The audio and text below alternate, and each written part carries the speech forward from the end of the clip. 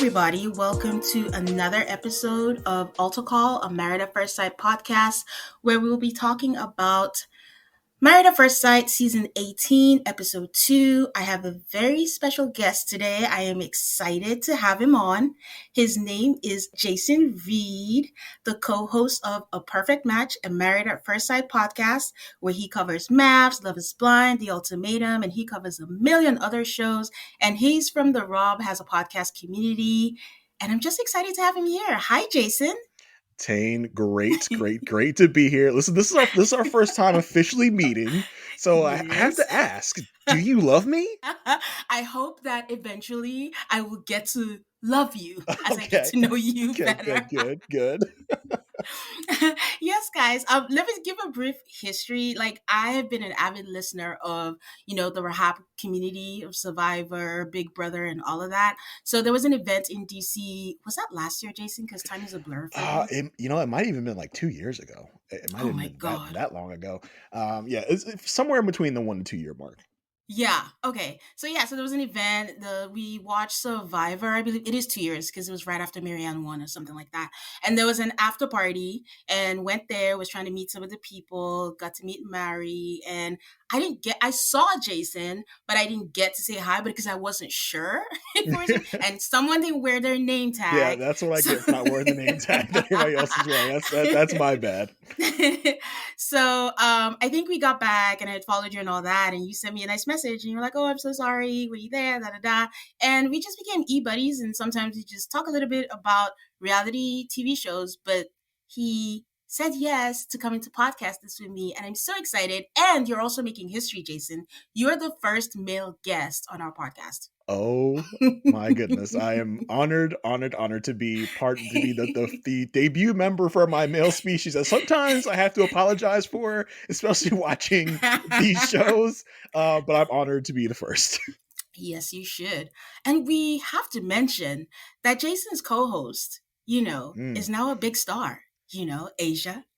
Yeah, I am just drafting off of celebrity now, because for those that don't know, my co-host Asia Welch, if you watch Survivor, she was on the most recent season of Survivor, so it's been an interesting interesting experience to say the least, but yeah, it's been quite a it's been quite a journey with that.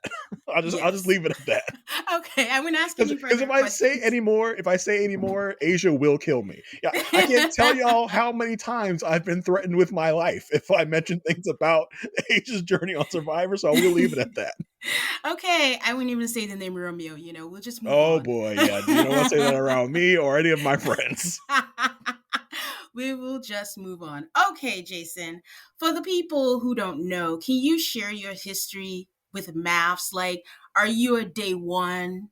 What season did you start with? What has your journey been like with MAFS? How did you get into it? Yeah, so I'm not a day one. And speaking of Asia, when with my journey in podcasting, I started with the Rob Has Podcast Network with the class of 2020, which was kind of like a big, I guess, open call for talent for new podcasters. I think it was more of a thing to get a more diverse roster for Rob on his network, and through that's how I met Asia, some of our other friends like Mari, and actually Asia and Mari were the ones that got me into Married at First Sight. We were in some group chat, and they dropped a clip of an upcoming season of Married at First Sight, and it was season 12. And for those that know, season 12 was quite a doozy, and it was the clip of Chris from season 12 kind of shitting on Paige to her bridesmaids. So when I saw that, I was like, wait, what is this? Because I think I'd probably heard the name Married at First Sight before, but I never connected to anything. I never was even mildly interested in watching it. So I was like, oh, this is mess. And I love mess. So I have to check this out. So I begin checking it out, and I'm like, oh my God, this is crazy. This is ridiculousness, especially with that season, which was a train wreck in the best ways possible. So from there, I was hooked. Me and my wife started watching it, and then we finished season 12. And then at that point, we're just like, let's just watch all the seasons, because at that point, they were on Hulu. They were on, I forgot what they were on. So we just started binging the show. And probably, I would say, within a 3 to 4 month period, we had caught all the way up to season 13, which was pretty much premiering right when we finished our rewatch. So I Oh, had quite a crash course on Married at First Sight. How many years ago? About 4 years ago at this point. oh my God, that's a feat. Yeah. Especially like the earlier seasons, because Aid and I tried to watch, well, we did like a recap of the older seasons, and you don't realize how much those were a doozy. They weren't Mhm. meeting each other. It was much slower. There was a lot of background music for no reason at all. So kudos to you and your wife. Oh my gosh. Yeah, listen, when we find something that we like, we are voracious in in consuming it. And it's interesting to have watched season 12 and then go back to see how different it was. I mean, if you Mm-hmm. remember season one, they had a panel of five experts with Dr. Mm-hmm. Pepper being one of them, and then this like different an expert for different aspects like religion and this and that. Mm-hmm. So it was a quite a interesting experience seeing how the show has evolved from season one to a Yeah. season 12.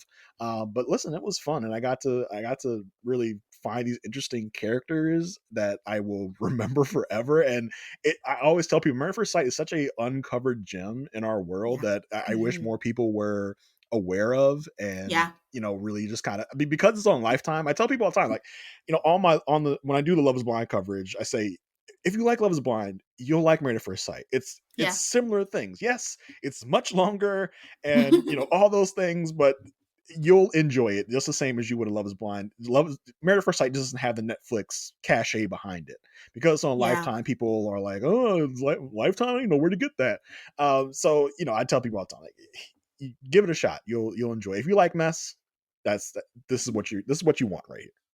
Yeah, I think the longer episodes count against it. It's Yes, not like a quick binge for a lot of people, but say what you want about Chris. I do think Chris, that season, he brought a lot of people to MAFS. yeah, A lot of definitely. people saw clips of him and were just like, this can't be real. And they came into that Atlanta season. Yeah, And that's what brought me to it. That's how I saw a clip of Chris said this cannot be like if this is just part of what he's bringing, I have to see how this like burns down. And boy, did it burn and burn with a hot fire. yeah, but a lot of people have also dropped off, and I don't know why they won't just go back to the shorter seasons. Like they just need to make it a little bit shorter. They don't have to Yes, drag it out. I mean, we're talking 6 months. You yeah. have to devote 6 months of your life to a season. And when you get to episode, 24 of 27, it's just like, okay, we're saying a lot of the same things here. It gets repetitive. I think there's definitely Mm-hmm. ways they can reduce that episode total. Mm-hmm. So yeah, I don't know about you, but it feels like we're coming to a point where it's getting so that the popularity is so down. We're only getting one season per year now. We used to get two because Mm-hmm. we had that wait from season 17 to 18 that we're not used to. We're just like, what? Yeah. When is this show coming back? I don't know what's going on because you Yeah. said me and Asia used to talk about the fact that, oh my god, the season's ending. The next season starts in 3 weeks. Like we Yeah. can't even get a break. But then we Yeah. got like like a 4 to 5 month break, and was like, I don't even know if the show's coming back at this point because they went on radio silent. So Yeah. I hope they can find a way to inject some new life in Married at First Sight because it is dearly needed. Some a punch in the arm. Yeah. They need to go back to once a year, and they need to stop the factory producing so they can actually implement some feedback Yeah. that we've been talking about on there. Okay, before we get into the main episode, just a little housekeeping for you guys. I have Love is Blind recaps on the Patreon. You can go check that out. After party recap always up there on Monday, and that's patreon.com/autocallmavs. And as you heard Jason, he also covers Love is Blind. Did you watch Love is Blind, Habibi? I haven't. We've had people calling for us to watch Love Is Blind, Habibi, and listen. Once the schedule clears a little bit, Yeah. I will check it out. I don't know if we're going to be doing any coverage on it, Yeah. but I'm definitely because we did Love Is Blind UK, and that was pretty enjoyable and pretty fun. So I think I want to delve a little deeper into other Love Is Blinds too. So I think that's something that I will personally be checking out. I cannot speak Hmm. for my co-host on the Love Is Blind Yeah. podcast, but I think I'll definitely be trying to check it out once Love Is Blind US clears our way, I will have more Yeah. time to check it out. But yeah, it's definitely something I'm interested Okay. When you watch it, I'll check up with you and see what you thought. I've actually watched all of them except Japan, and I actually ranked them in. in Ooh. my head. And UK, unpopular opinion, doesn't rank so high for me. It just didn't do what it was supposed to do for me, but I'll check in with you to see what you think about it. Okay. So getting into the season, I'm excited to see that Mary is joining the podcast with you this season. Yeah, Mari's going to be coming in and out. Asia, Asia is a celebrity now, so there may be some weeks where she has to step back, and Mari will be coming in and filling in, and she'll also be just, with us as a third. If whenever she decides she wants to come on, she'll come on. Um, Yeah. with Asia and I, and if Asia has to step away for any reason, Mari will come in. Listen, I got nothing better to do.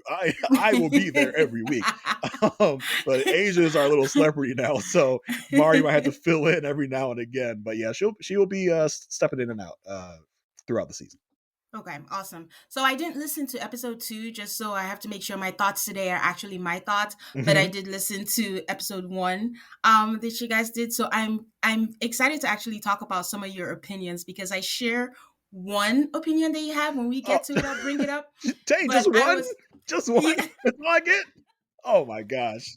well, one strong one was Okay. one that I shared with you. And I bring it up because I don't think I was brave enough to say it, but you said it. And I was there like, yes, he's absolutely right. So when we get to it, I will let you know what it is. Okay. All right. Okay.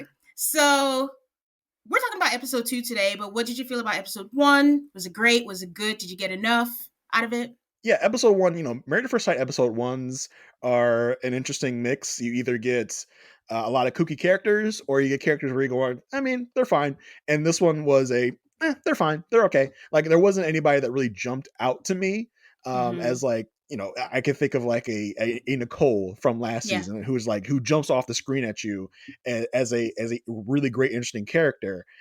This season, I didn't really have that. I hope that they're going to grow on me and show some more personality Mm-hmm. down the road. But as of right now, I'm just like, yeah, they're okay. I think this season, overall, I think the experts have done a good job at matching people on paper. If that makes any sense, like it feels like Yeah. they actually worked to match. Some seasons it sounds like the experts they'll switch it up. It's like we're it feels like they match people sometimes on differences, where a lot Yeah. of times that doesn't work at all. It feels like now they're matching more on similarities and really kind of take into account what the people are saying they want.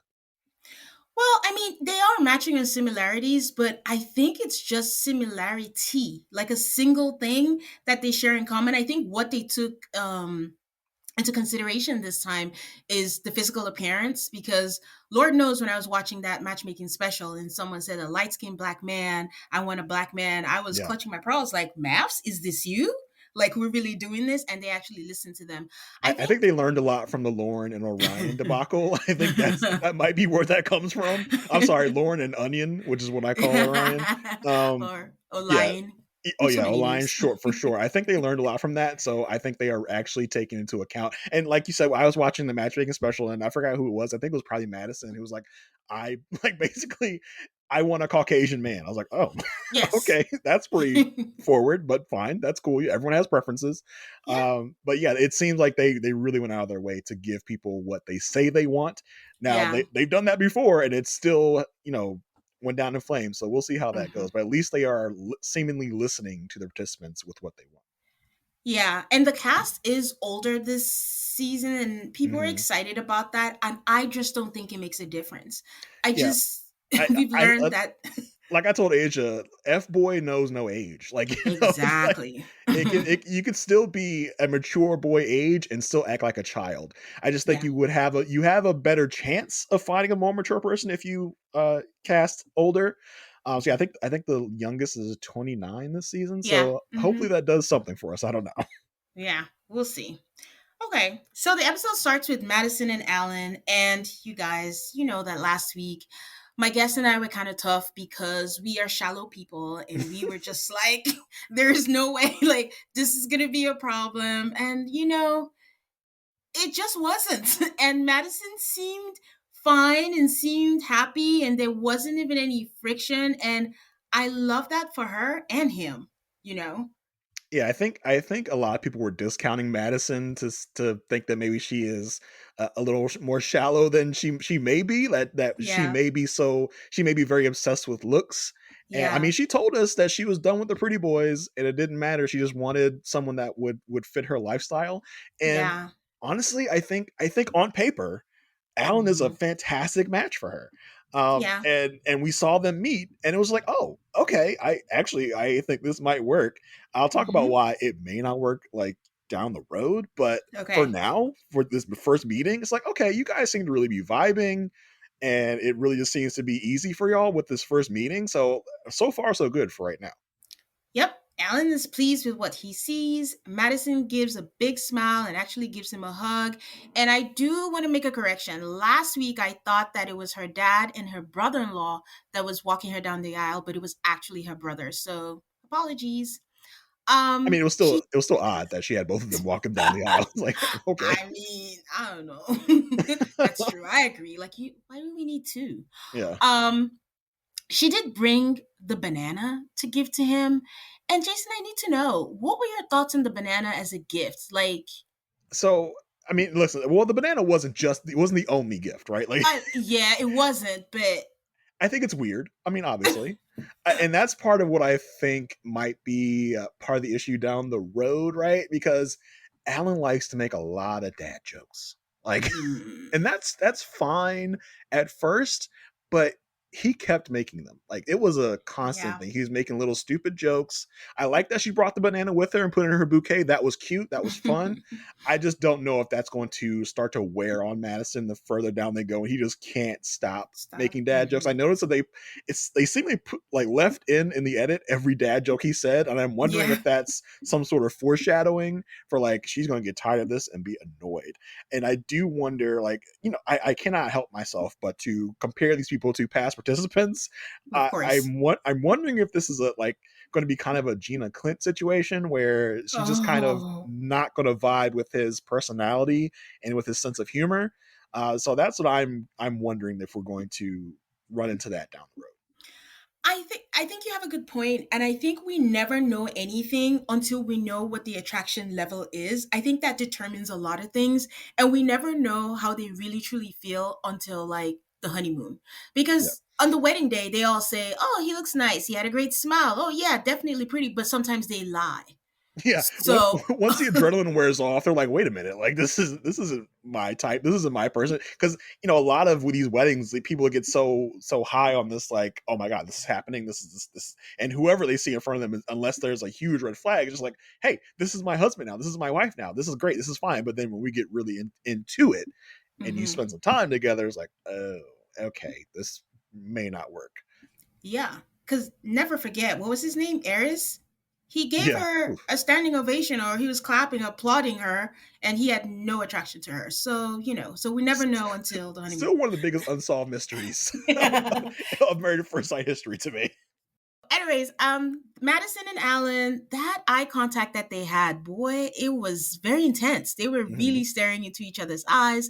They talk about, their little friends and family thing, and his favorite place to travel was Germany. And that was pretty cute. After the whole story we heard of her being quote unquote banned at Oktoberfest in Germany. So it's like, okay, things are going well. She adds some jokes to her vows and something about he might have to pick up a towel after her. She would sleep with her mouth open. But all in all, everything was cute, nothing out the ordinary. But when it's time to kiss, which is very important to me with this couples, he asked her if he could kiss her. She says absolutely. And they do share a kiss and they dance. And we are 2 for 2. Yeah, and I think Asia mentioned on our podcast last week. This is like consent fest here. Like we've seen a lot of people just go in for the kiss, but all of our gentlemen asked, and they were given the green light. I think even didn't even give KT a chance to ask; she just went in for it. But yeah, I listen. And from the vibes from up on the altar were great. They had Yeah. it was crazy that both of their friends and family had a thing about Germany in it. It's like, wow, like Mm-hmm. this is really seems like this may actually go well. They have things in common. They both like to travel. They both are rich. So it's like they seem to be equally on a good playing field, which I think is very very important for a married at first sight couple to be equals in a way. So it really feels like they vibe and relate. So like you said, so far so good. It's Yeah. looking all right at this point. I'm just rooting for them because of how hard I kind of judged Madison. Like, no, she's not Yeah, going to like what she sees. So now I'm just like, eat my words. Please just work out for yeah, that. yeah. Listen, we've had like I can I don't.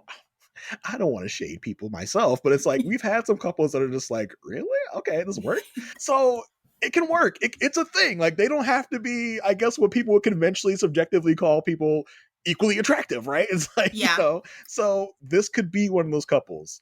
And I kind of hope it is because I like the Life doesn't happen bi-weekly, so why should payday? The money you earn can be in your hands today with EarnIn. EarnIn is an app that gives you access to your pay as you work, up to $100 per day or up to $750 per pay period. Just download the EarnIn app and verify your paycheck. Then access up to $100 a day as you work and leave an optional tip. Any money you access plus tips are automatically repaid from your next paycheck. Whether it's a special gift for a loved one or needing help early with rent this month, make EarnIn a part of your financial routine and join EarnIn's over 3.5 million customers who say things like, when I think about EarnIn, I think about financial stability and security. It gives me a lot of peace of mind.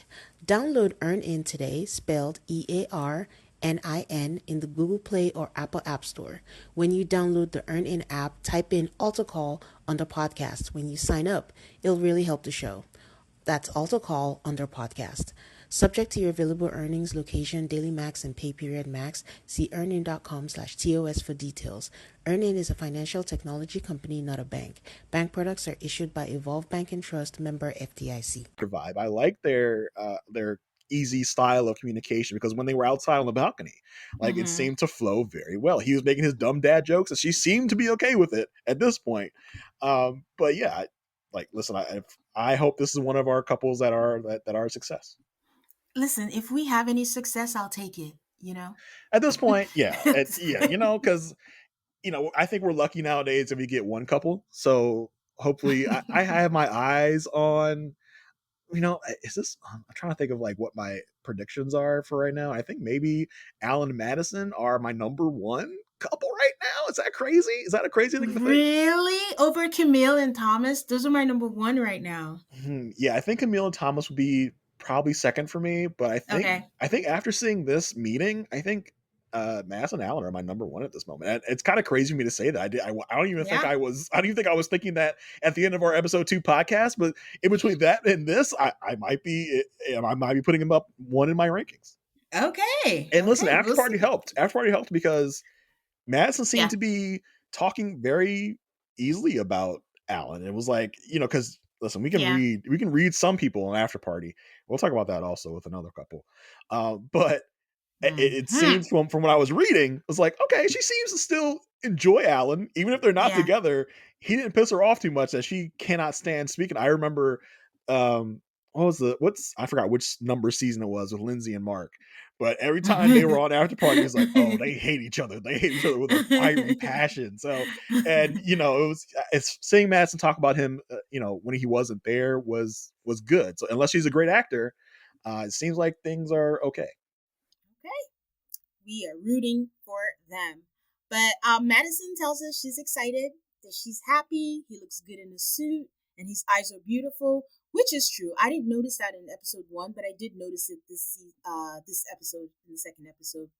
And the comedic relief between them was great. She seems so happy. Alan says he's speechless.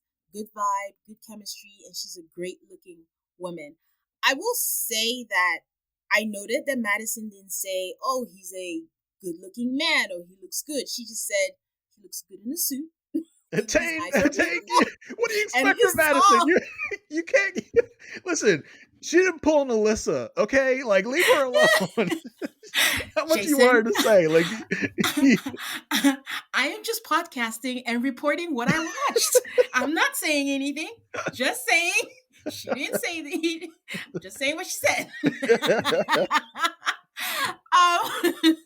So she asked him why he wanted to do this, and he says he's been actively trying and dating is superficial. The grass is greener mentality. And then she goes, the grass is greener where you water it. And I feel like that's the first time Alan has ever heard that. He's yeah, like, he you was know what? amazed. That's a great. And I was like, Like, oh my sir. god, you're a genius. You should patent that. So Then they talk about work. It looks like they're in the same field, and he was so happy about this. And he's like, "Why have we never met before?" He tells her, "You make me feel comfortable." They take a sip of the champagne, and then they do something that I really like to see among the couples. They share a kiss Yeah. outside of the first kiss and all that's kind of on their own. That was Listen, and great. she didn't shriek in horror. So, you know, because I mean, he went in for it, and she was very receptive to it. So like, okay, Hmm. cool. Like she didn't like try and back off. She was very into it. So listen, Yeah. all Okay. green lights so far. Green flags, green flags. Okay. So we move on to Carla and Juan. Mm. Um, so my guest last week really didn't like Carla because Carla seems to be putting it on, like she really wants to stand out in the show. But I also don't know if this is her actual personality because, as she tells us all the time, she's an alien from outer space. Yeah. Is this a put on?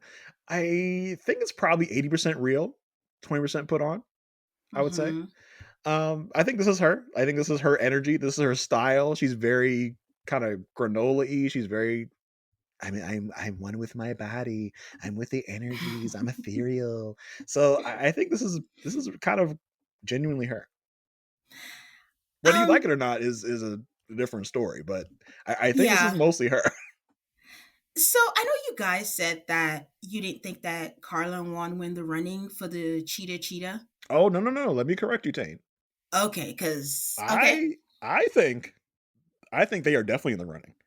okay, Asia and Mari were shooting me down, but I, yes. I definitely think that Juan and Carla are in it. So, do you want me to reveal who I think is part of the scandal or what the scandal is? And the nominees are Jason. So, I have Juan and Carla. Okay, they're up on Okay, my board. I mean, I okay, think and everybody that I've talked to that has talked to us because we have a little Facebook community and we asked in there like what are you guys' thoughts on the cheating scandal? yeah, And everybody, us included, are like David and Michelle right up for there on the sure, board. 1000%. Yes, and my thought is it starts with David. Like it's got to start with David for me.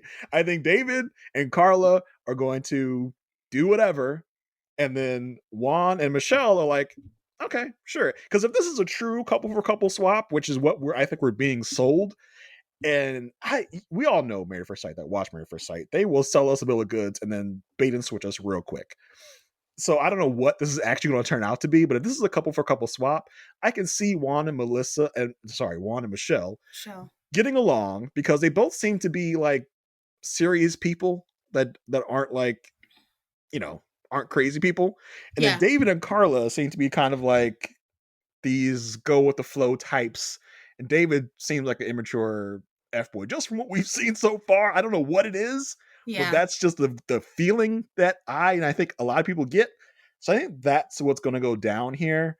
Tell me your thoughts on my theory here. Poor guy. So first of all, I actually didn't think it was a complete couple to couple swap. I Mm, just thought one from two couples yeah, is but I going to be mean, the ones that are a couple swapping. swap to me is like a one for one. If we say a swap, now there have Oh, been people that also say that because we get the terms cheating scandal and couple swap, and I think yeah. people are putting that all together in one. I have heard people say, well, maybe it's two different things. Maybe there is a cheating scandal and then there is a separate couple swap, which I think is wow. That would be a lot for one season. So I don't know. I don't know. So so I say this all the time. Like I watch Married at First Sight Australia, and this is Yeah, me too. happens every okay. So this happens every season, as you know. So I just think it's one of those one woman is going to be interested in another man, but we'll see.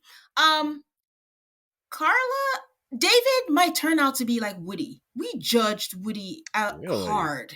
Everybody Okay. thought Woody was a player. Woody was not going to be here. I'm one of the people who judged David by his cover. In fact, he got my ashes last week. Hmm. But I still believe that he's in the running to be one Yeah. of them. And I can see him with Carla. And the reason why Carla is in the running for me, I wasn't sure, but I think After Party sealed it for me. Okay. Yeah, because she Because wasn't speaking. She was speaking kind of generally and vaguely about Juan.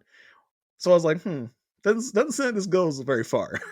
I think I her facial reactions to certain things also, where people are Mm, laughing or anything, she's just like stone faced and she wasn't. But I mean, I know better than to try to read body language and after party. It means yeah, nothing. But that's where I am on that. And I'll tell you who the last person in the running for me is. But I also didn't get good vibes with Carla and Juan, right. which we're about to get into. But yeah, Yeah, so I just think I think Carla with her attitude of oh go with the flow, go with the energy, might just decide that her energy and flow is better with someone else and and be fine and okay going with how she feels in the moment.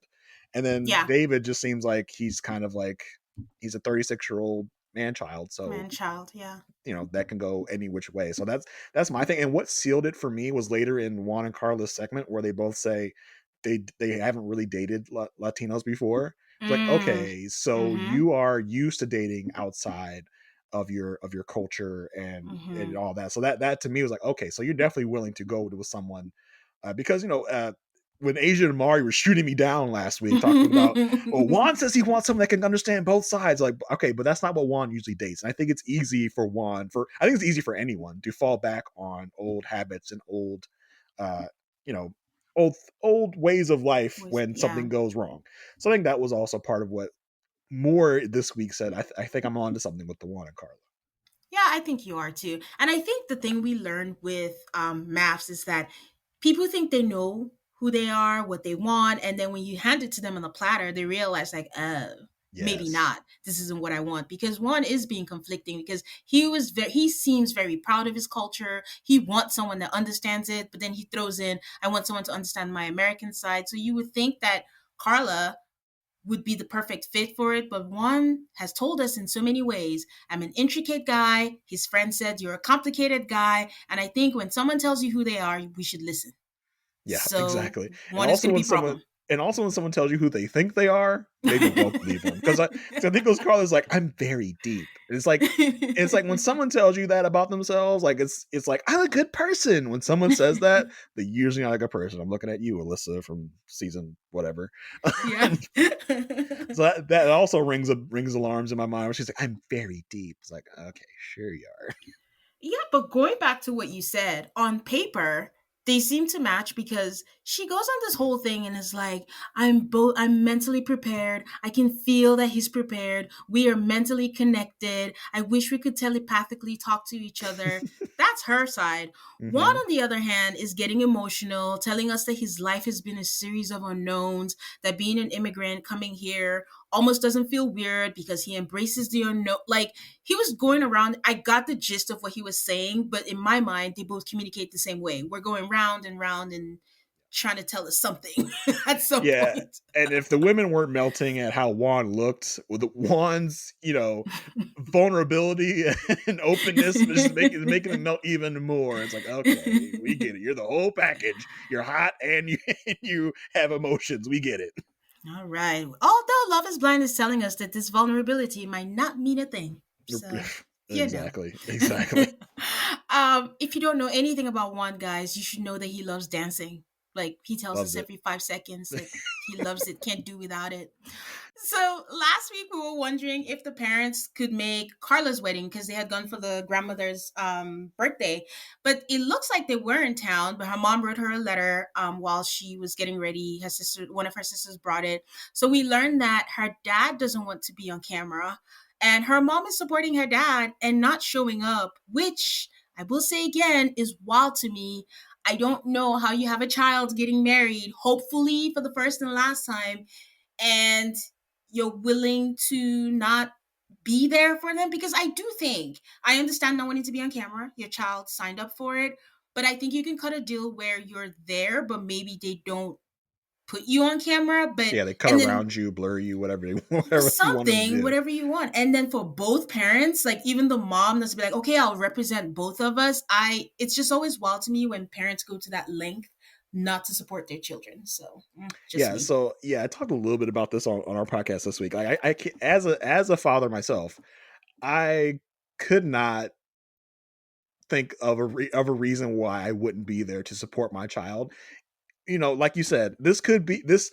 I mean, listen. statistics are not on, on their side. This could definitely crash and burn. Mm-hmm. It's likely to, but I think either way, if they are one of the success stories, you should want to be there to witness it, to be there for your child in this moment. And even if it does go wrong on the wedding day, you still should want to be there for your child to pick them up and be there for them, just support them in any way. So I, Exactly. this whole like I don't want to be on camera bit is like who are you, like what, like why don't is someone after you? Are you in witness protection? Why don't you want to be on camera? Like it's so weird to me. But yeah, I think there's almost no good reason why people shouldn't be ready and willing to support their children in this endeavor. And we see that again on MM's side. She has the same thing. It's like, Yeah. if one thing teaches how we can all be brought together by one thing, it's thinking that this is some crazy shit and we are not here for it. Like no matter what culture you come from, no matter what way of life you are, you got to be all there. They're like, this is fucking crazy. I'm not doing it. It's Yeah. I mean, I was going to say that is like, I understand that part because I think culture probably plays a part in that. And we'll talk a little bit more about MM side, but I think there are just ways around it. Like I said, I mean, Mhm. what was that show? It was a show on Bravo, Family Karma, where I don't know if you ever watched it, but it was a gay couple, and he was Indian. One half of it was Indian, and sorry, the actually the American couple, his family was religious, and they just did not support him being gay. But they decided to finally come to the wedding, but we did not see them at all. But at least they showed up for the wedding. So I Yeah, think that's the least they could. And also, they could be there and we don't need to get a Chiron and knowing who it is. They could just be one of the wedding guests and we don't know exactly. that, Yeah. that they were on there. But anyways, her mom sends a nice letter and, she is just crying, like sobbing. And all I can see is that she's ruining her makeup. Yeah, it's I like we don't couldn't do this before I had all my makeup done. You could give me this letter before. We had to do it know. after everything, so I gotta go get retouched up. And it was like, yeah, it was very obvious. So you just see the tear, where it formed, where it went. You can see the whole trail of where the tear was. So it's wedding time. I mentioned already that Juan said that his mom said he's not easy. His friend was like, "Well, yeah, that's true. You're not easy." Carla's sister and brother-in-law, it's two people walking people down the aisle, come to walk her down the aisle, and then Juan gets up there, gets emotional, and tells them, "I'm sorry, guys, I'm a sensitive guy." But you can hear the gasp when Juan walks out there, and all the women are like, "Oh yeah, the the officiant was like, she's a lucky girl. Like, okay, back up. Like, you're doing too couldn't much, officiant. You're doing too much. couldn't help herself." So they come in there, they introduce themselves to each other. I'm Carla, I'm Juan, and she's like, "Are you in love?" She explains this in After Party, but I'm like, how on earth would anybody understand this inside joke?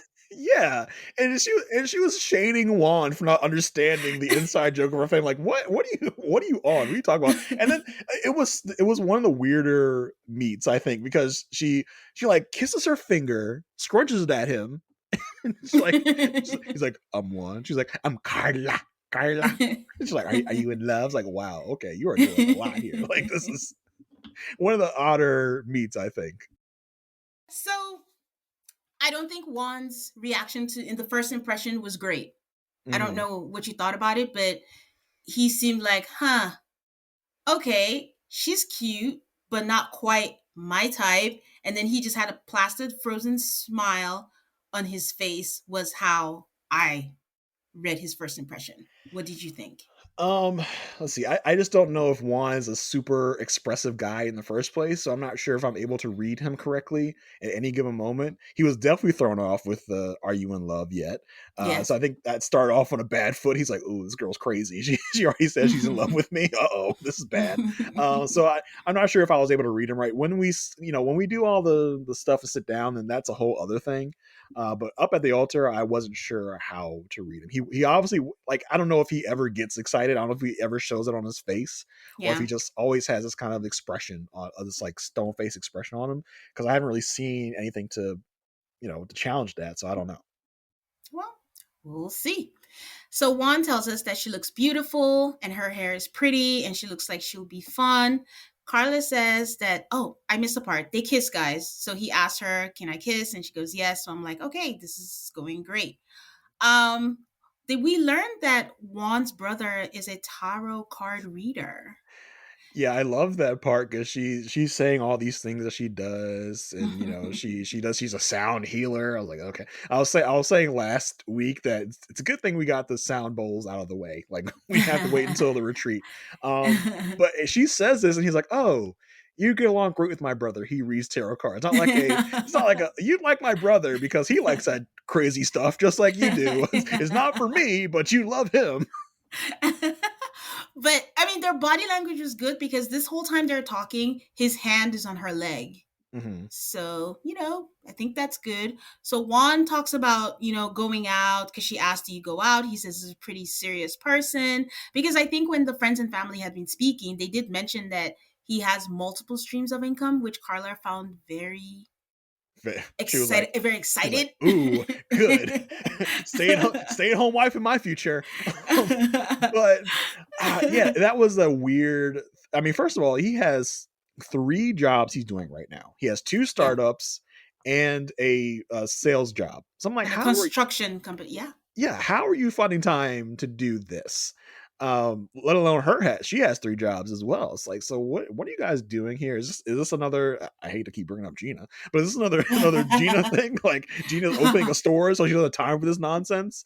So I'm like, how are you finding time to do this? And I thought it was interesting that Carla did ask him, so how often do you go out? I feel like when someone's asking you that, that's because they go out a lot and they want to see Of if you course. also go out a lot. And so I'm just wondering if in our future we're going to get a like a surveillance Alexis. cam.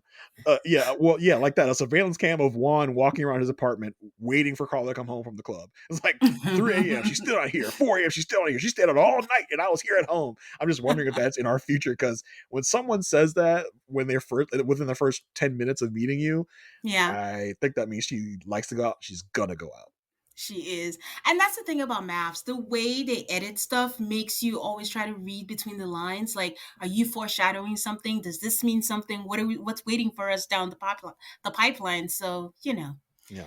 Um I'm surprised it took him that long, but he told Carla that he loves to dance. And she's like, oh, you have to teach me how to salsa and all of that stuff. And this is where they both shared that they haven't dated a lot of Latinas. And when all of a sudden she grabs him and just kisses his cheek, I thought she was going for the mouth, but it was an Mhm. aggressive grab of the face. And so unexpected. But I mean, I guess they shared some kind of kiss, but I don't know if one wanted it. Yeah, it wasn't like a Madison and A Allen mutual. kiss. Yeah, it wasn't a mutual thing. So yeah, I like the vibes weren't vibing as much with Juan and Carla. So I feel like in the long run they're just too different personality wise, and that's what's going to really sink this ship. Whew. Well, we move on to MM and Ikechi. And what I was going to share that I agreed with you on is listen, I'm here to support my Nigerian sister in all ways. And I felt like, okay, I don't want to say this, but she is a little too much. Like, she's Yeah. so excitable. And just me personally, and I know some people might be like, when I'm, talking about shows, I am excitable. It's about the show, but not every day. I can't tell how many times I'm going to see my husband. I'm Oh happy. boy, I'm happy. and that was us, right? Just watching it on an edited TV show. Imagine how many times Yes. she actually did that, and imagine being Yes. around that 24/7. I think for a lot of people, she will end up being like, your energy is super high all the time. That's not what I'm really vibing with a lot. And I think, Yeah. and I think Ikechi is someone that's not on that level a lot. And I think that's going to I think that's a problem with them. I think their energy levels are different. And I think that's Yeah. going to really really affect them. Yeah. And not to say there's anything wrong with it. Just some people don't know how to manage that. And like Jason just said, that's going to be a real mismatch because she's like at 100% and he's at 25. Yeah. And again, even on After Party, it was the same thing. I don't even think he was like a great guest because he's just not that kind of person that gives a lot on there. Yeah, reading his body language and the way he was talking on After Party, I was like, ooh, this, Yeah. this Not is not, looking good. yeah, not looking good at all. Yeah. And Emma, like I said, this is something she's been wanting for so long. She's so excited from episode 1. She's just like, anything he wants. What do you want? I'm here for my husband. Do whatever. So, again, not to burst her balloon or anything, but she's excited to be married. Ikechi says he's excited, but that he has questions. He's there with his friends, and his friend asks him, "What does marriage mean to you?" And he's like, "Oh, it's a compromise, and I'm basing it based on you guys, what I see with you guys. I'm as inspired by you guys, and I want to be like them." I'm gonna take a little sidebar. Hmm. His friend had a T-shirt that said Little Red Wagon. And I'm like, oh, Oh, are we here to sell something? The only Little Red Wagon I know, I think, is like Miranda Lambert. And I was like, I don't think that's working here. So I did a interesting. little Google search. Uh-huh. What did I find? It is his friend's debut album. His name is Melvin. Oh my goodness. Sir, this is not your opportunity. Like, this is my opportunity. Stay out of my opportunity, man. Oh my goodness. That's it really crazy. it really stood out because it was like in large font. And I'm like, Little Red White. I was like, this has to mean something. And at the bottom he had his name. And I was like, who has a name on the shirt? And at first I thought it was Kelvin Johnson. So that's what I was Googling. And I couldn't find it. Then I saw Melvin Johnson. Then I saw Houston. And we know Ikechi's from Houston. That's also how I found Ikechi's Instagram. But yeah, I went Mm. to the followers. Yeah, I did some digging, guys. So Ooh. Spill the tea. Spill the tea, please. I'll tell you offline. So Oh. Uh-oh. but yeah, so that is what he was selling, and decided, I don't think I'll be on again. But if they do Bro, the family and friends and he wears it again, then I dude. don't know what Ikechi's motives are. That is So disgraceful. That is disgraceful, sir. To take my opportunity and use it for yourself. I'm surprised that Married at First Sight let him get away with that. I I'm know. surprised they were like, "What's this? What's all this going on?" He tells him like, "No, no, no, you're not wearing the shirt on our show. Like, change out of that." That's funny. I mean, Also, I don't know if you clocked this. I certainly did. Why are we doing these interviews with these guys half dressed? Like it was also in Thomas's thing. Like they're like, oh, when they're half just like, all right, guys, we're gonna sit down and have this little talk with you guys in your like tank tops. It's like, why is this a thing? you got to give and take. They skipped all of the things where we usually watch the matchmaking special again in episode one. They Hmm. got us straight to the weddings and like, well, if we took that away, you have to deal with this. So we have to watch them half dressed. That threw me That's off though. I was like, did I miss something? Like, let me check my recording, make sure it started at the beginning. yeah, I felt the same way too. So, anyways, MM is still talking to her friends, and her friends are there being supportive. And Ikechi I start giving Ikechi the side eye this episode because he says something about she's the X, I'm the Y, I'm trying to figure out what we equal. Sir, speak plain good old English. Boy, this We're this good. this guy knows all the words, and he wants to make sure he knows all the words. And we were talking last week on my podcast about like, is this real or is this some surface level stuff? Is he, as I like the term, fake deep? Like where he says all this stuff, and then we saw a lot of that over on this current season Love Is Blind. He's going to be Mhm. a lot of talk, but not going to be able to back it up. So I'm just wondering if that's part of his shtick here. It's still too soon to tell, but I was getting the vibes this episode. Like, I don't know if we're getting the real him, Yes, and yes, he's just exactly. acting. Um, so MM's friend brings up her dad not being able to be here, and he would have been her cheerleader because he passed away. And they give her a gift that's like a locket, I believe it was, with his Yeah, picture in it. And MM completely loses it, and understandable. But there was more. Her friend is like, she went over to her mom's house, and I guess her friend was trying to convince her to show up for the wedding, and her mom was just like, yeah, I wish you well. And although I'm not going to be there, I'll be there in spirit. And MM tells us in a confessional that her mom is fine with arranged marriages because it's, with the culture and all that. But publicizing it is what got her. And that's where she draws the line. And again, I know this is not unique to the Nigerian culture, but I'm just speaking from experience of the Nigerian culture. It does come with a lot of hiding. Like no matter what happens, it's just secrets, it's just things that you don't let publicly. Like even if she was in an arranged marriage off of like Married at First Sight or anything, don't tell people. Like if you met on like a dating app or whatever, just tell people I went to a party and I met this guy. People don't need to know the details. So still sad because I think you're her only living parent. You should support her if this lasts, but yeah. I I don't know if they realize that the internet can find anything. So even if you're not on camera, like, they'll still know who you are and what it is. But it's just, I felt sad for MM, I guess, because it's like both parents are not going to be there. Yeah, it's rough, and it's just seeing her kind of break down with that, with the father being gone due to death, and then the mother just willfully not being there. It's tough Mm-hmm. not having any support, but any parental support in your Mm-hmm. corner, and it was a rough moment because like you said, it's yes, it is culture, but sometimes you have to supersede culture to be there for your loved one. I think that was a perfect situation for her mother to I know this Yeah. is a culture thing, but I'm going to be there for my child. Like I said, Mm-hmm. I couldn't imagine not being there for my child's special moment, whether it goes wrong or whether it goes right. I should be there to support in any way that I can. Yeah. But it seemed like she had made peace with it. I think the friend just thought she could pull a Hail Mary. And I'm Yeah, like, you have not met a Nigerian mother before. No, it wasn't going it, to work. yeah, I mean, I can remember, like, I think one of the more like infamous incidents was on Love Is Blind with Kwame, whose mother was just like, "Hell no!" Like, Mm-hmm. I will not be showing up. Was trying to convince him not to go through with it, and Mm-hmm. it's quite a. But then we get the other side of that coin as well in SK, whose Yeah. mother was all for it and Yeah. tried to embrace Raven in that instance. So Yeah. it's a gamut. It's really Yeah. like so it's a very interesting kind of culture to look through the lens of and see the differences there. Yeah. True that. Ikechi continues his Renaissance tour because he says that Spewing of words.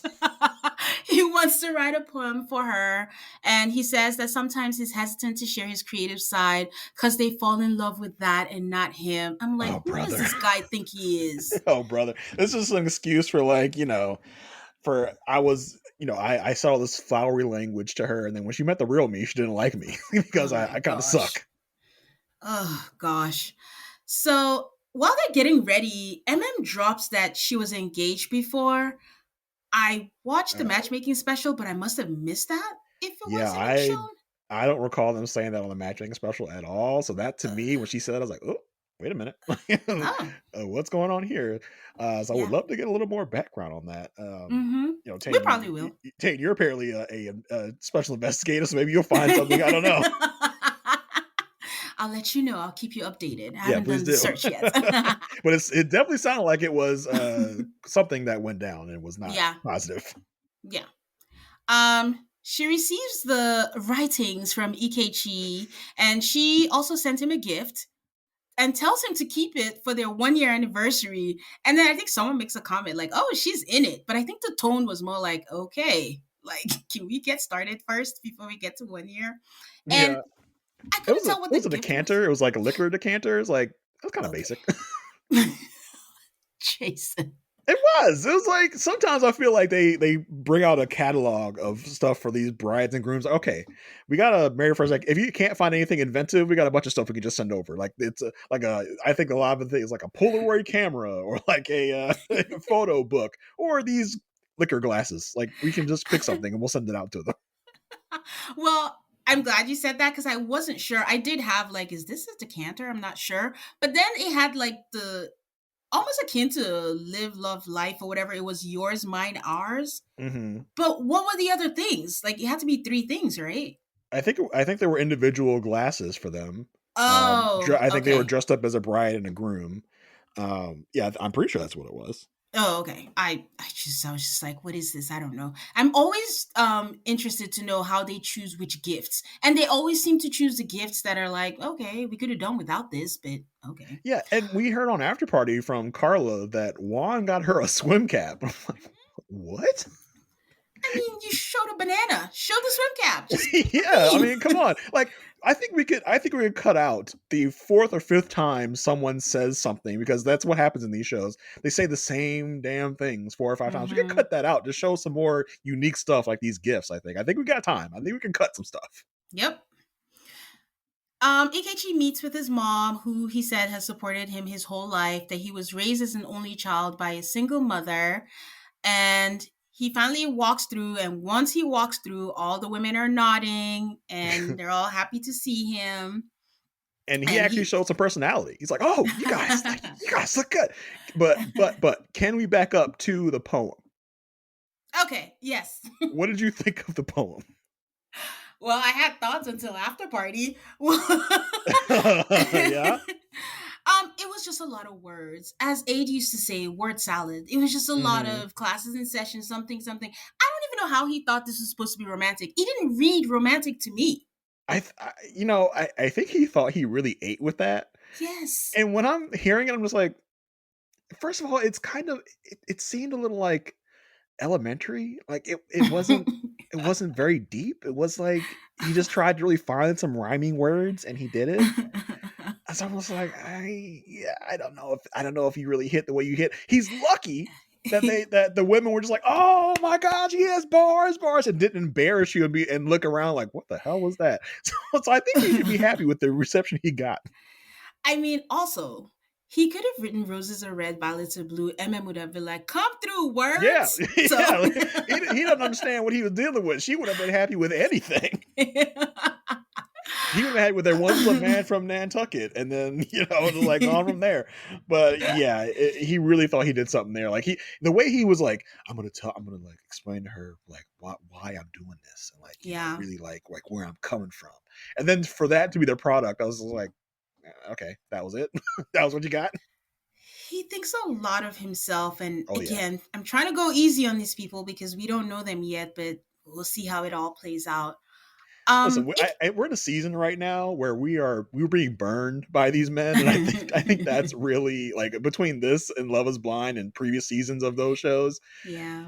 we were getting burned a lot. So I think we're really coming in with a kind of a skewed mindset Yeah. to kind of We're take these men in particular and be like, yeah, prove it, put your money where your we're mouth is. jaded. Yeah, Very jaded. So Ikechi's godfather is the efficient. And I'm like, how does he get to have his godfather be an efficient? Like, I wonder if they get a say. yeah, that was weird. I said that is an interesting thing that I don't know if I've really ever seen before. I'm trying to remember if the infamous Pastor Dwight from was Chris's officiant. I don't really recall, He but was. I think he okay. was. So Yes. that's another instance where we got a family friend. I do they have to have some sort of certification? Do they have to have some sort of qualifications to do this? I don't know. Hmm. Like, can someone get a Universal Life Church online thing and do it? I don't know. It was just really it's an interesting thing we don't see a lot of. Yeah. So MM's cousin comes down, walks her down the aisle. They both have smiles. And then while they're there, we find out that MM actually ran down the aisle. Yeah, she skipped down the aisle. So I'm not trying to be like harsh on her, but I think just to give context, and that's what I mean by a lot. Why Yeah, are you running down and skipping down? He said that he left her cousin down yeah, the aisle and just ran down. Why? Just walk. yeah. And then when we see her get, I wish they would have shown that. By the way, skipping down the aisle that would have made for an interesting moment.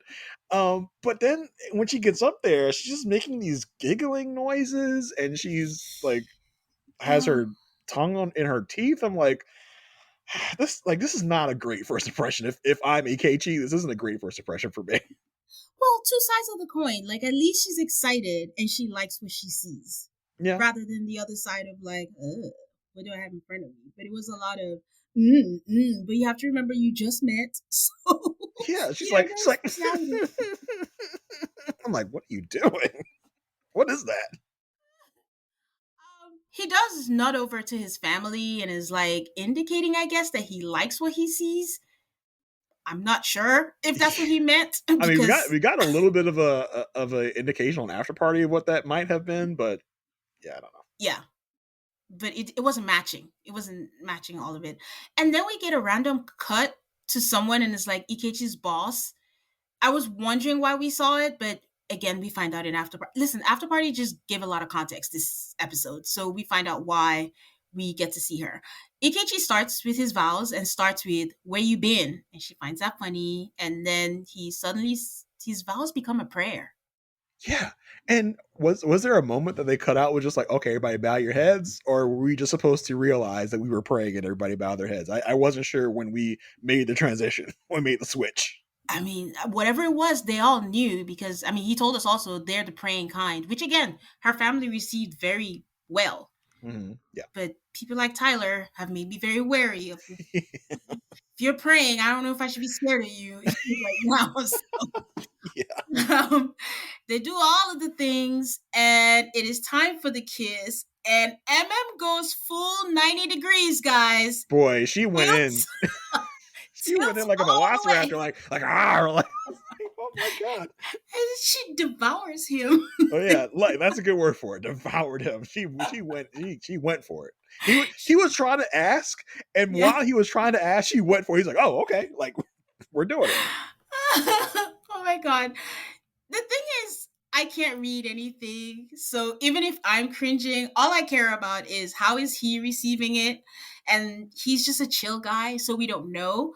But in the confessional, he says her energy feels great. But is that what he really feels? I don't know. And is that what he's going to feel on like day 2 of the honeymoon when Oh gosh. she is still like this and it's still happening? Who knows? But I'll tell you this, Jason. We say this, but look at Shawnice and Jeffy. I mean, I don't know if I would say Shawnice is an MM type. She I would put her, I mean, she gave him a lap dance at the reception after he told her, I'm a teacher, don't do Yeah, that. that's true. So I think she's pretty, I mean, I guess in terms of matching energy, like Jeffy was like the chillest, chill. Yeah. And she was just really up But there. listen, Tay, that was not working for a minute until until we had a oopsie, and it kind of had to work. You know what I mean? I don't care where they started from. All I know is they've been married now. They got Laura, they got a daughter, and they're still together. Hey, all power to them. But and I think it's more about energy level where she stays on 100, Mm-hmm. and he's like it seems like his resting heart rate is at like a 50. So He who needs to get knows? that checked. He might be faking that too.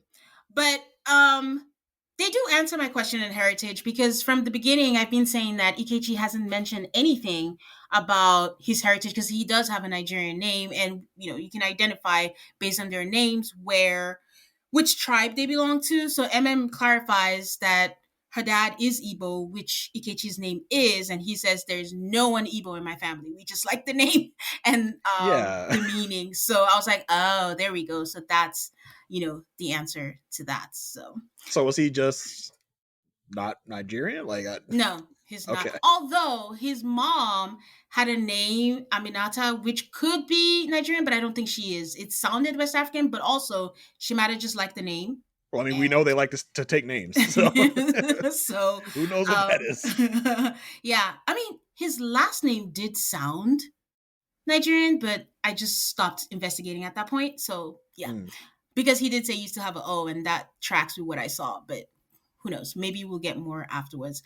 So MM goes in again and is like, "So tell me about Houston. Tell me about kids. Do you want kids? Do I need to pack my bags to move to Houston?" And Ikechi just looks at her like, "Are you for real?" it's it's a lot to throw at someone after reading them for 5 minutes. Like, so we packing my bags? Where are we going? Now, it's good to be that open and present yourself as that ready for this, but it's Yeah. just a lot to throw at me within 5 minutes of walking down the aisle. Yeah, and you gotta kind of read the other person's energy too and just trying to Mm-hmm. meet in the middle. And I'm not saying she should change herself, but just again, always consider like this is their first time meeting. I think even when you meet someone, you don't unleash everything about you. You gotta give it to them in doses and to see how they receive it, and then you know how to proceed moving forward. Um, he tells her that he just moved to Chicago in January. He moved for his job, and his boss is who signed him up for the show. So that's probably why we saw her in there. And they talk about how, she asked for someone who dates a black woman. He asked for a black woman, and they seem to be vibing. But again, it's not like 100. It's like you see it vibing on paper, but you're like, something is missing, but we're not Yeah. sure what it is. But you're just hoping for the best for them. Yeah, I thought it was interesting.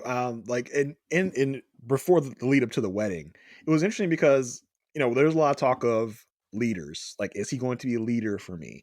And Yeah. I think his buddies are like, you're going to have to be a leader in the relationship. She says, I want someone's going to be a leader. Now, a lot of times when these people say they want a leader and then when they come in and try and start leading, they're like, wait a minute, what are you doing? So I'm just wondering if MM's going to be in that track, but she seems like a fiercely independent person. So it's like when someone says they're going to, I think that was the issue with Shaq and Kirsten, right? From Yeah. was it Mm-hmm. last season or 2 seasons ago, whenever. 2 seasons ago, Nashville. And it's like, I want you to lead me, but then when you try to lead me, I'm like, wait a minute, this isn't how I want to be led. So Yeah. I'm just wondering if that's going to be an issue for them. And he was talking about how he wants someone that's going to inspire him, and there was no talk of him inspiring anyone. So I'm like, something's not matching here. The math isn't mathing for me at the moment. She's going to be pretty, I don't want to say malleable. That sounds terrible. But just It's she's gonna be willing to open. go with the flow. Yeah, she's open. And I don't want to falter because I always say those are the best kind of people. Shanice and Jeffy only worked because of Shanice's, some may call it tenacity, some may call it you should have quit while you're ahead, but Yep. that's where MM is. It's like I'm giving my all to all of this. So Ikechi needs to figure out whatever it is that he wants because as much as he's trying to present as someone who has it together, he's giving me trying to find myself vibes.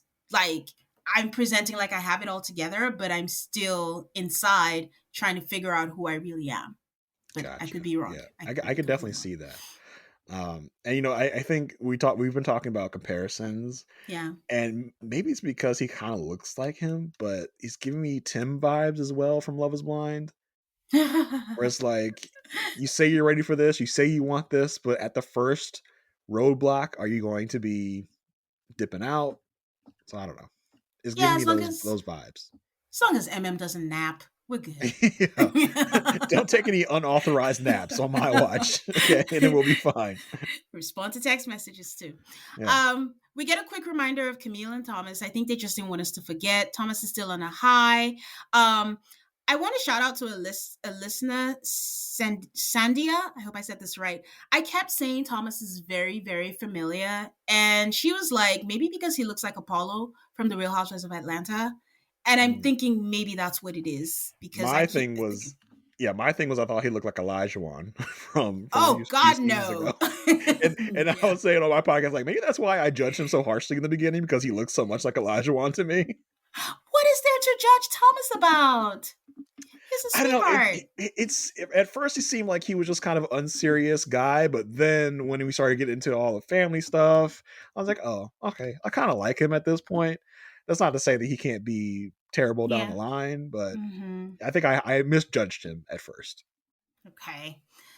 Well, we find out that they both have twins in their family because she has siblings that are twins. We know he has a twin. He shares about being adopted, and she's like, "Oh, what's her new last name?" And he's like, "McDonald."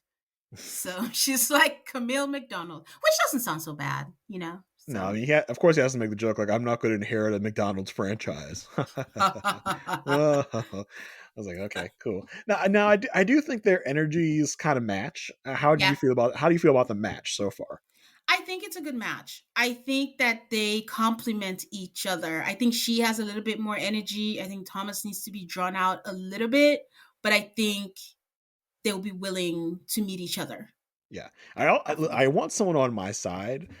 So my last podcast episode, Mari and Asia were saying that they think that David and Michelle are going to be in the couple thing with Camille and Thomas. I said there is no way that's happening in my mind. I cannot see Camille with David for a millisecond. Okay. No. Camille is she's not as straight laced as Thomas, but I think both of them are pretty straight laced. Yeah, That I don't think even think. yeah, I think Camille is a serious person. She's Yeah. mature. I don't think she's giving David the time of day at all, ever.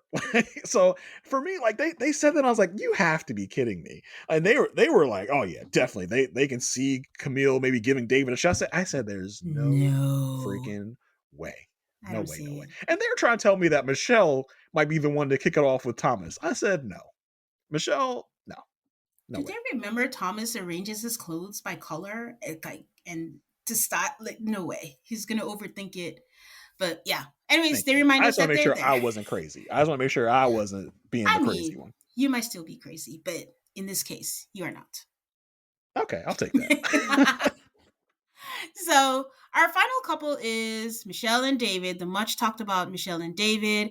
David is getting married on his birthday, but also we find out that his dad got married on his birthday and his brother got married on his birthday, and he sees this as a good sign.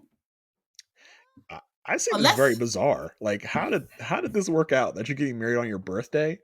Now, for those that haven't watched the most recent drop of Love Is Blind, uh, episode 12, there's something similar here, which is even more bizarre, yeah. where someone's getting married on the 13th, and their parents and their spouse's parents also got married on 13th, which is really kind of crazy and weird. But this, like, his brother and his dad could have fixed it so that they were married on their birthdays. This is a production thing. This was the production choice to have this on this day. So that was really a weird happenstance. You don't know. The venue might have just been available on that day. And they were Yeah, that's like, what I'm saying. okay, It's kind we'll of a take it. it's a bizarre kind of coincidence. For his dad and his brother. Oh, for Zad's brother, yeah, possibly, Yeah. or they could have just been like, "Hey, that's my birthday. Let's get married on my birthday." But I don't know. Who knows? um, he tells us just as Michelle is telling her sister is grilling Michelle, like, is he willing to come to a family where there's a lot of women? David is telling us that he comes from a woman dominated family. And I quote, this is not me. He says they're all bad bitches, Mhm. everyone in his family. And this is the moment I noticed that Michelle is older than David. Yes, I clock that as being possibly a big issue because Michelle seems like a very buttoned up, mature person, and David's, like we said, this kind of man child. So that right there is like my first, like, yikes. Yeah. Well, David's parents show up, and then he tells them that he's nervous about something he could be judged on, which is living in his parents' basement, that he has two jobs, he has two careers, and he chooses to stay at home because he'd rather not pay rent. And he loves his parents dearly, and until he's 6 feet under, and nothing's ever going to change that. And I'm like, if you thought you would be judged by that, like, you could have gotten an apartment, do a short term lease or something. I don't know. But I don't think I'm buying that because in the matchmaking, I think he said he was staying there to save money. Yeah, I mean, because he says he doesn't want to waste money on renting things. He wants to wait to buy something to own it, Mm. which I get, but you're 36. Like, this isn't like you're 26. I would buy that from a 26-year-old. I'm not sure I'm buying it from a 36-year-old. Well, when they start having the conversations, they better start talking about buying a house, and he better be like, I've been saving money, waiting for this moment. I didn't Yeah, want a situation where I rented and we talk about the lease. Like, I'm ready to buy right now because that's what he's been doing for 2 years, yeah, you better have allegedly. that down payment ready, my guy. Or Yes. you got some explaining to do. I thought it was weird when he met up with his family. Like, not since Leo in Love Is Blind have I heard someone kiss so loudly and kiss every single family member like mwah, mwah. Like, oh my gosh, this is intense. And then when his dad came in, his dad did the same thing. I was like, okay, I see where you get it from. Yeah. Uh, yeah, that was just a fun little, like, moment. I was like, I didn't wow. notice that. But he really loves his family, which is another reason he could be connected with Carla. They share that in common. Yep, I could definitely see that. So, yeah, I can definitely see Carla and David. Yeah. Also with Michelle, when her family's talking, they're like, yeah, when you were a kid, you had no friends. I had to come get you from school. Like, I was just like, why are you going to continue with the insults? Like, you were so ugly. Like, wow. Like, do we need to blow up her spot here on TV? I was like, what are you doing? Oh, her dad was sweet, though. Oh yeah, her dad was very, very sweet. So, I think they left us in a cliffhanger Yeah, because we're supposed to find out. Are they the last to get married? they are the last wedding. Okay. And they leave us where they like to leave us, where the person's going to turn the corner and the groom's going to see what the bride looks like. I'm like, why is this a cliffhanger? Like, do we think the person's going to go, oh my God, and run off? Like, why are you cliffhanging this? This is a normal thing we do.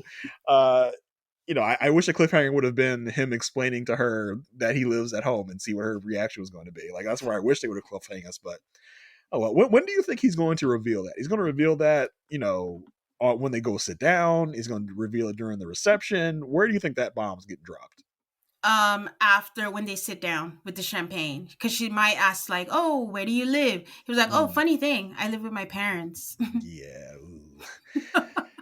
That's And going to then be we'll see what interesting to happens. see. Yeah, Michelle isn't really giving me much of anything yet. Like, I think that's the person. Most of all, I'm just like, I have nothing from you. You're not really giving me a lot of personality. Yeah, so those are the two where there's another maybe energy mismatch Yeah, definitely. I in think that that's going to be our regard. that's going to be our biggest mismatch because David is this kind of like he's kind of this gregarious, kind of like all over the place guy, and Michelle, like I said, is very just buttoned up and very like mature and Hmm. not this crazy personality. Do you think she would have gotten along with Alan? Oh yeah, definitely. I think that Alan and Michelle are two people that would be hard to not get along with, Hmm. because they're just kind of I don't know if I want to say normal people, but they don't have a lot of quirks, I Yeah, would say. So I think it's those people that are they're evergreen people that you can put with almost anyone and it would probably be fine. yeah, true that, true that. So, any last thoughts? Anything else you want to add? No, I think we covered it. I'm excited to get into the receptions and to really get into the mess territory because you've gotten the first two episodes of Mass are always kind of cotton candy. It's always like Yeah, I can't wait to find my person, this, that, and the other. But then when we start to actually get some interaction and meet friends and family, that's when we get into the nonsense. So I'm looking forward to that. I am too, but I hate that part. I want just a honeymoon. I hate the friends and family. I hate the brunches and the things like, they ask all the questions and no one has answers to. So, but I'm ready to get into their true personalities and see how everything plays out. Yeah, But I liked MM's person seemingly calling out Ikechi like you got all the right words, but I don't know. I can't wait to see that.